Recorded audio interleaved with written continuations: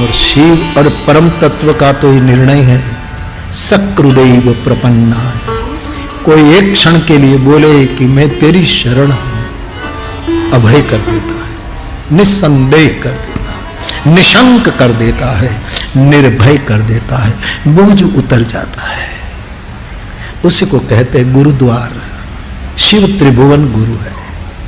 सती ने प्रणाम किया, शिव ने आदर दिया, डांटा नहीं कि देखो आप झूठ बोली थी, मेरी बात नहीं मानी, सीता का वेश लिया, धोखा किया, कुछ नहीं कहा। मुस्कुराते हुए शिव ने सती को सन्मुख आसन दिया, मेरे सन्मुख बैठो। विमुख को सन्मुख करना सद्गुरुओं का स्वभाव है। जो विमुख है उसको सन्मुख कर देना। और मानस का स्वभाव लिखा है तुलसी ने कि मानस का भी यही स्वभाव है कि जीव जब सन्मुख हो जाए तो कोटि कोटि जन्म के पापों की पीड़ा से वो अपने आप को मुक्त कर सकता है। सन्मुख हो ही जीव मोहि जब ही जन्म कोटि अघ नासई तब ही। शिव बड़े उदार है। सोचा कि सती मेरे विरोह में दुखी है, अब उसको चैन मिले, इसलिए मैं कुछ ऐसी रसप्रद कथा कहूं ताकि उसका जी कथा में लग जाए और वो थोड़ी शांति महसूस करे। शिव रसप्रद कथा कहने लगे। उसी समय सती के पिता के यहाँ दक्ष ने यज्ञ का आयोजन किया। इस बड़े यज्ञ में सब देवताओं को, यक्षों को, किन्नरों को, नाग को, हर एक को निमंत्रित किया, शंभु, विरंची और विष्णु को छोड़कर, क्योंकि दक्ष बदला लेना चाहते थे। जब उसको प्रजापति पद का सम्मान मिला तो सभा में जब गए तब सब खड़े होकर दक्ष को आदर दे रहे थे। भगवान शिव उनके दामाद जमाई हैं, लेकिन वो ध्यान में बैठे थे तो पता नहीं कि कौन आया। इरादा नहीं था कि ससुर को सम्मान न दे, लेकिन पता ही नहीं कि कौन आया तो बैठे रहे। तो ससुर जी को, दक्ष जी को बुरा लग गया था कि ये बंदर मुखा मेरा दामाद मेरा सम्मान नहीं करता, मैं बदला लूंगा। बस यही प्रतिशोध की आग मन में थी और दक्ष को प्रजापति पद का एक वो पद मिला। तब उसने बड़ा यज्ञ का आयोजन किया, बलिदान के लिए नहीं, बदले के लिए। सब देवताओं को निमंत्रित किया, शिव को नहीं। अपनी सब बेटियों को बुलाई, सती को नहीं। और सभी देवता लोग अपने अपने विमान में दक्ष यज्ञ में जाने के लिए कैलाश पर्वत से उड़ान भर रहे हैं। देवता स्वार्थी है, देवताओं में द्वेष है, देवता स्वकार्य कुशल है। अब दक्ष के यज्ञ में जाने के लिए कितने ही हवाई मार्ग थे, लेकिन सब जानबूझकर कैलाश पर से निकले जहां कथा चल रही। सती दुखी है, उसको रसप्रद कथा सुनाकर भगवान शिव थोड़ी शाता देने में है।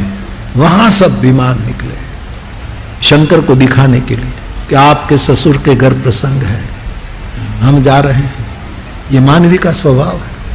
हमारे किसी निकट के संबंधी के घर प्रसंग हो और मन दुख हो और हमें न बुलाए तो पड़ोसियों को खास बुलाएंगे कि आप तो सब परिवार आना, और कोई लेना देना न हो तो भी बुलाए, और सब परिवार जाए तो जाए, लेकिन हमारे घर आकर कहते जाए आप नहीं आते हैं।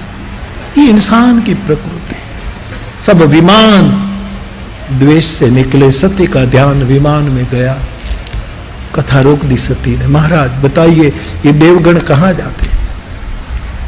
उसमें किन्नर भी निकले हैं, सपत्नी, सब जा रहे हैं, सब जा रहे हैं। शिव ने कहा देवी आप कथा सुनो, विमान कहां जा रहे हैं, सुनने से फायदा नहीं। बोले नहीं महाराज बताइए। बोले आपके पिता के यहाँ यज्ञ है, मेरे से थोड़ा मन में थोड़ा उसको पीड़ा है, मेरा इरादा तो नहीं था अपमान करने, वो मान बैठे कि मेरा अपमान किया मेरे दामाद ने, तो बदला लेने के लिए यज्ञ कर रहे हैं। सबको बुलाया, हमें नहीं बुलाया। और देवी जहां से आमंत्रण न हो वहां जाना बुरा नहीं लगाना चाहिए, लेकिन जाना भी नहीं चाहिए। सती ने जिद की कि नीतिकारों ने तो कहा है माता पिता के घर कोई प्रसंग हो तो संतान बिना आमंत्रण जा सकते हैं। शिव ने कहा वो मैं जानता हूं, गुरु के वहां कोई प्रसंग हो तो कोई भी आश्रित बिना आमंत्रण जा सकता है। मित्र के घर कोई प्रसंग हो तो मित्र बिना आमंत्रण जा सकता है। और भगवत कथा अथवा तो सार्वजनिक कोई ऐसे सत्संग का कार्यक्रम हो तो वहां कोई भी व्यक्ति बिना आमंत्रण सम्मान पूर्वक जा सकता है। देवी ये मैं जानता हूं, माता पिता के घर संतान को निमंत्रण की आवश्यकता नहीं होनी चाहिए, फिर भी तदपि विरोधमान जह कोई कहां गए कल्याण हो। फिर भी वहां हम जाए और हमारा अपमान हो, उसको बुरा लगे, अच्छा न लगे, उसका प्रसंग बिगड़े, इसमें कल्याण नहीं, इसलिए आप न जाओ तो अच्छा। सती ने जिद की, आप ना आओ तो कोई बात नहीं, लेकिन मैं जाऊं। शिव ने कहा ठीक है, विदा किया, गणों को साथ में भेजा, सती को सम्मान के साथ ले चलो। बड़े उदार है शिव, वरना दूसरा होता तो कहता कि मैं कहता हूं कि आपके पिता के घर न जाओ, फिर भी आप नहीं मान रहे तो जाओ लेकिन लौटना मत, ऐसा सुना था, जीव होता था। लेकिन बहुत आदर के साथ भेजा है। सती पिता के यज्ञ में गई, दक्ष के भय के कारण किसी ने सती का भी सम्मान नहीं किया, सब मुंह फेरने लगे। मध्य मंडप में जाती है, सब देवता गुरु से बैठे हैं, पिता का अभिमान आसमां को छू रहा है और भगवान शंकर का यज्ञ भाग कहीं नहीं देखा। तब सती के चित्त में शंकर के वचन टकराए कि देवी जाना अच्छा नहीं, लेकिन मैंने शिव की बात न मानी। कोप आ गया। पूरे यज्ञ सभा में सभी देवता और ऋषि मुनियों को संबोधित करते हुए सती ने कहा कि आप सब कान खोलकर सुन लो, इस यज्ञ में जिन्होंने भगवान शिव का अपमान किया है, निंदा की है, इन सबको बलिभांति फल मिलेगा। मेरे पिता मंदमती है, लेकिन शिव अपराध कर रहे, उसको भी फल मिलेगा। और मैं लाख मेरे पिता का विरोध करूं तो भी कहलाऊंगी तो दक्ष की कन्या। अब मुझे दक्ष की कन्या के रूप में जीना नहीं है, अब मैं जलकर ऐसे बाप की बेटी बनूंगी कि जो शिव का अपमान न करें लेकिन शिव को अपने सिर पर रखे। मैं हिमालय की बेटी बनूंगी जिसके शिखर पर शिव का स्थापन है। अस कही योग अग्नि तनु जारा, योगाग्नि में सती ने अपना बलिदान दे दिया। हाहाकार हो गया, शिवगण कुपित हुए। भगवान महादेव को खबर मिली, महादेव ने कोप करके अपने गणों को भेजा, वीरभद्र आदि को। शेष यज्ञ विफल हुआ, दक्ष की दुर्गति हुई।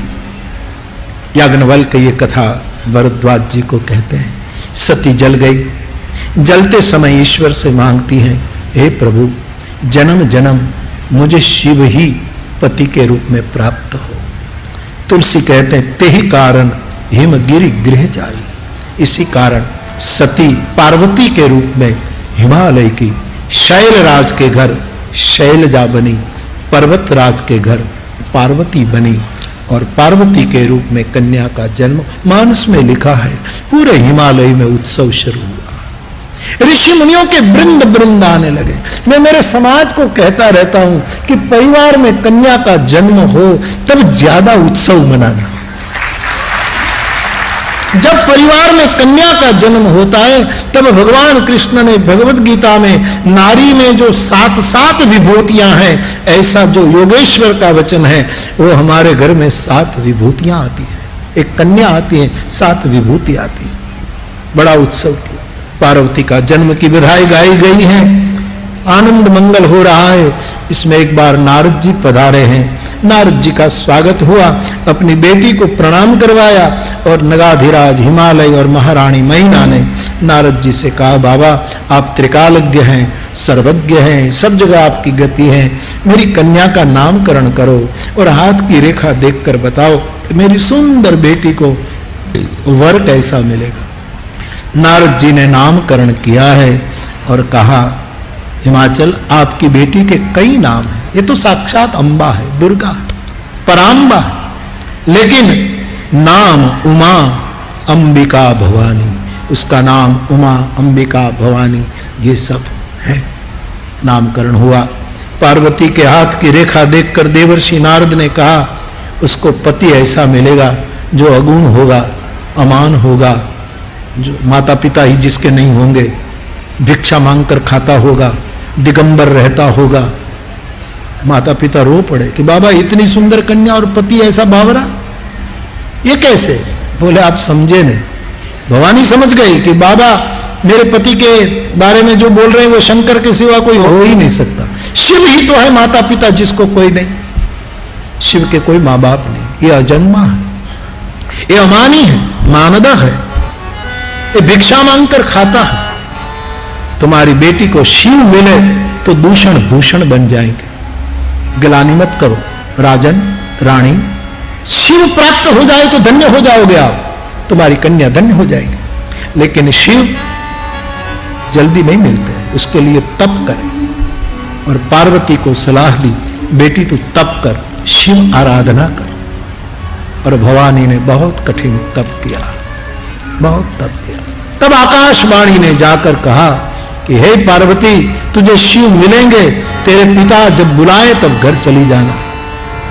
उमा चरित सुंदर मेगा सुनहु शंभु कर चरी। याज्ञवल्क्य भरद्वाज जी को कहते हैं, मैंने उमा का चरित्र तो सुनाया, अब शंकर का चरित्र सुनिए।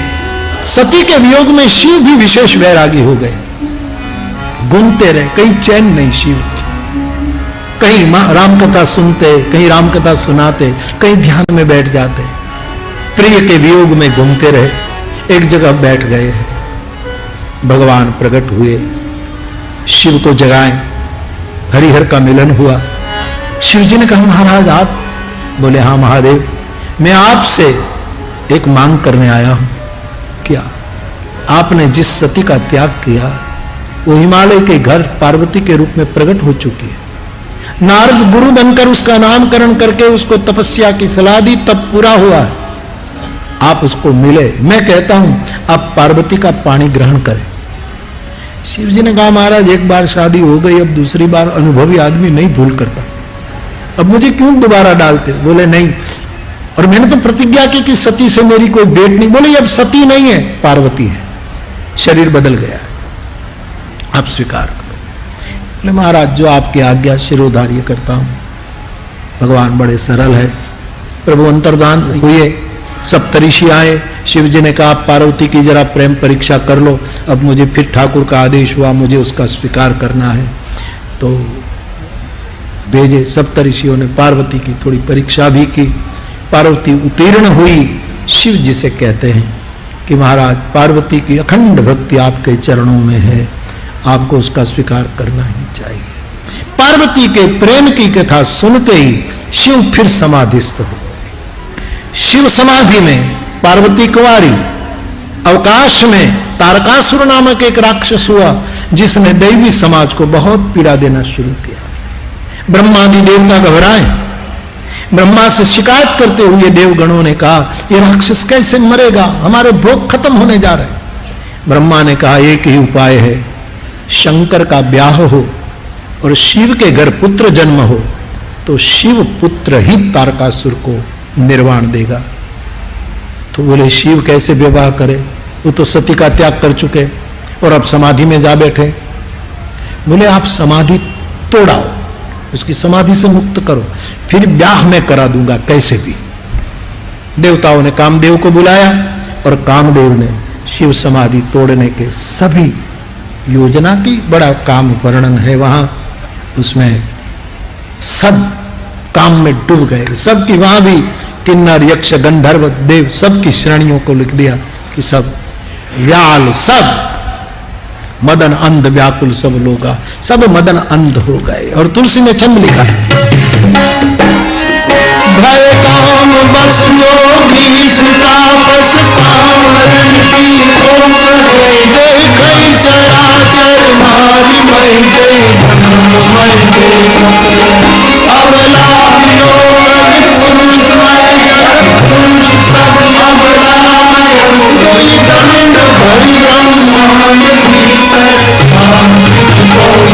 अयम कोई दंड भरि ब्रह्मांड भीतर अयम कोई दंड भरि ब्रह्मांड भीतर। बड़े बड़े योगी, बड़े बड़े तपस्वी कामवश हो गए। चराचर में जो ब्रह्म देखते थे और सूत्रपात करते, सर्वम खलु इदम ब्रह्मा, सब में ब्रह्म दिखता है। वो तुलसी कहते हैं नारी मय देखत रहे, सब में नारी दिखने लगे।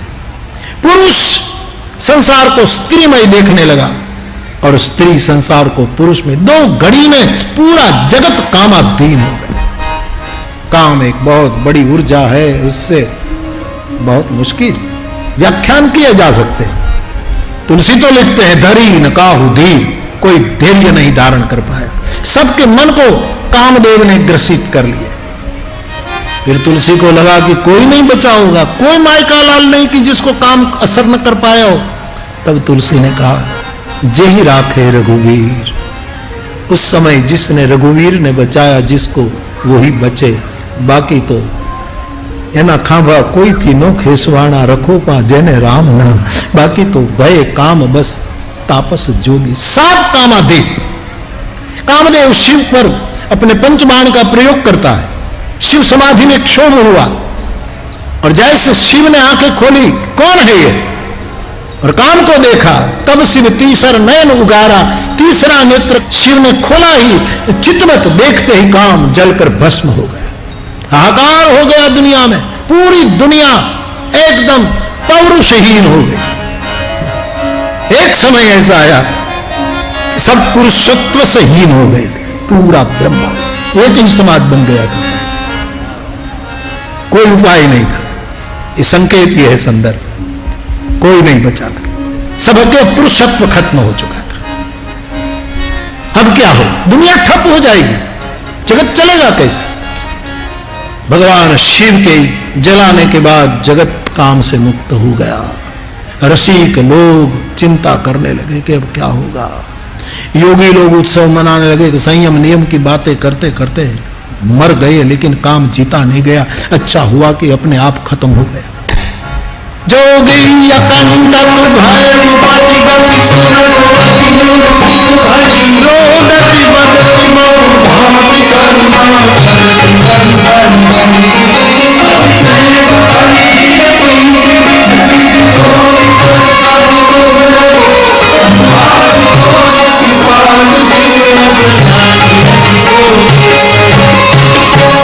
बाप पूरा जगत वो हो गया।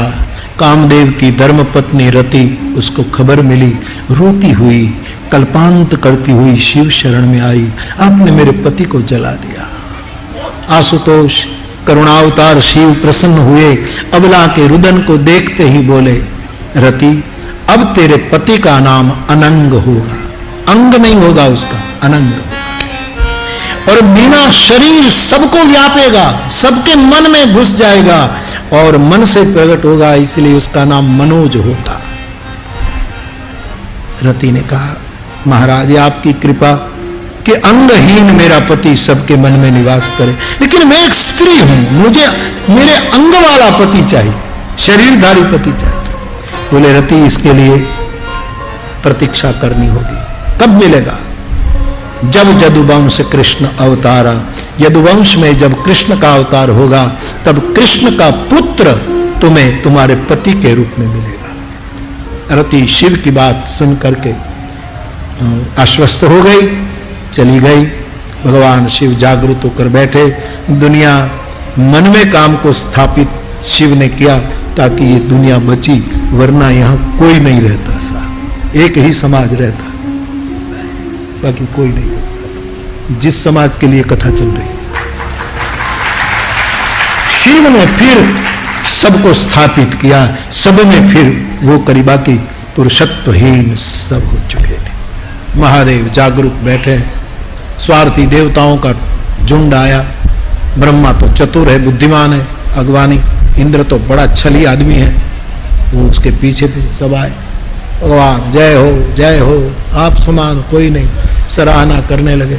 शंकर भगवान ने कहा, देवताओं सराहना बंद करो, आप देव हैं, मैं महादेव हूं, मूल बात करो, हेतु क्यों क्या है, क्यों आए बताओ।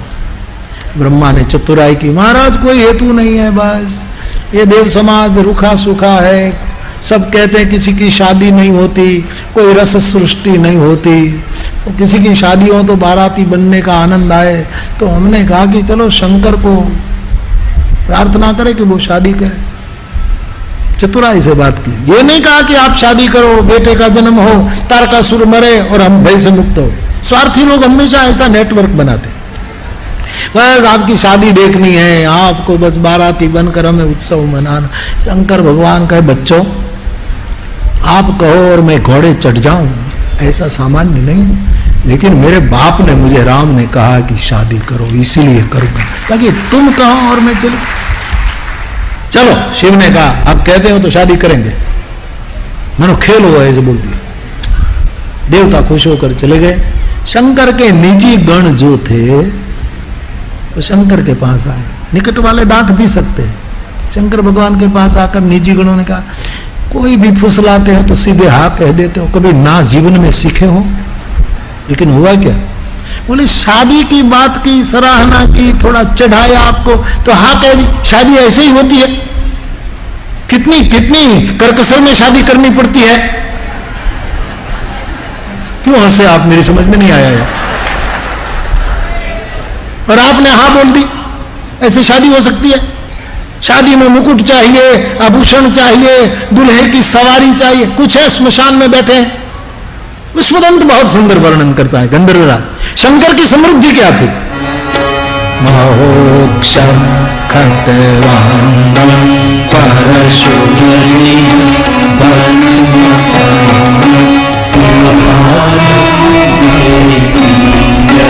तव वरद तंत्रोपकरणं सुरास्तां तां कृतिं दधति भवतु प्रणीतां नहि स्वात्मा राम विषयमियतूष्णं भ्रमयति।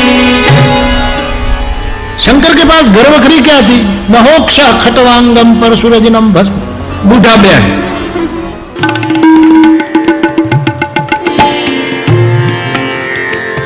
नमस्कार, मैं हूं मानक गुप्ता।